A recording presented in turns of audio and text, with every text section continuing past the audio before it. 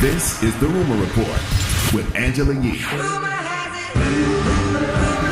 The Breakfast Club. So listen up.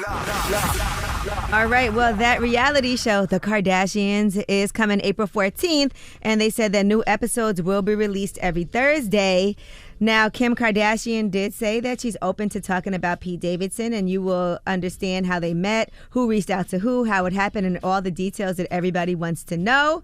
As far as her new romance, Khloe Kardashian is going to be addressing some of that drama she's had with Tristan Thompson. She said, I wish I never had to talk about that because it's not a fun thing to talk about, but it is a part of my journey in life, so we will see it on the show. Now, one thing that people were upset about, they did not like what Kim Kardashian had to say about work. Here's what she had to say. For women in business, get your ass up and work. It seems like nobody wants to work these days. That's so true. You have to surround yourself with people that want to work. Have a good work environment where everyone loves what they do. There were a lot of people responding to that on Twitter. Soledad O'Brien said also, be born rich really helps. Jamila Jamil said she came up from the mean streets of Beverly Hills with very successful parents, step-parents, but in a much smaller mansion. A true grind, an inspiration, a Photoshop icon. All of that may be true, but what that got to do with what she actually said?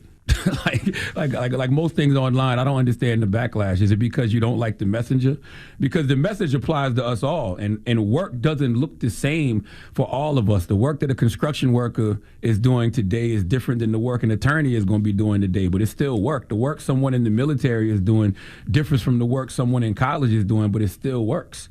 But yeah, I think part of it is that she's saying for women in business, get your ass up and work. A lot of women are working several jobs and didn't come from any type of money, and they might have a lot of responsibilities to hold down in their household. And so, it's not that people aren't working. But she's talking to the ones who aren't. Like these are messages that we say all the time. Like Diddy will get online and say these kind of messages all the time. If you don't work, you don't eat. Get your ass up. Khaled will be like, I'm up working while you sleeping and drooling on your pillow. I think it's just because people don't like the messenger. Well, I think it's more than that. She also said it seems like nobody wants to work these days. And then she said have a good work environment where everyone loves what they do because you have one life.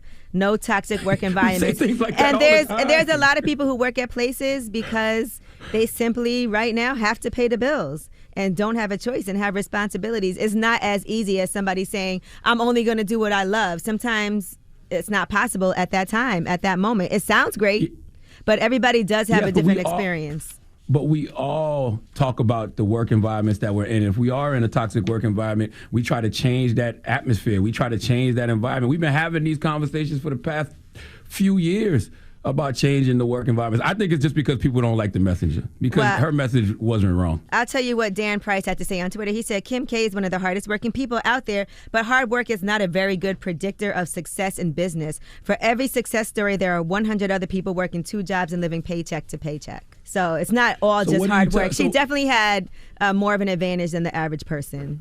Yeah, but that has nothing to do with her message. You telling me, Angela, that you've never spoken to a group of kids and told them that they got to work hard? Yeah, it comes with a lot of sacrifices. But I wouldn't tell them that they're not working hard and get off your ass and work because nobody wants to. I wouldn't say that. But we do say things like that about people. We be like, yo, that person ain't working. Or that person ain't working hard enough. Or these kids nowadays don't want to work. We do say things like that.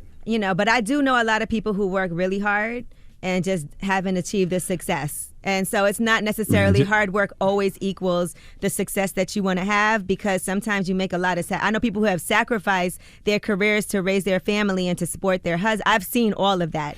So I don't think it's a one-size-fits-all. That is true. Success is subjective, but I just think in this case, people don't like the messenger, because Khaled will get online today and tell everybody that he's up while you drooling on your pillow. Y'all ain't working hard enough. Y'all ain't going to outwork me, and nobody will say nothing.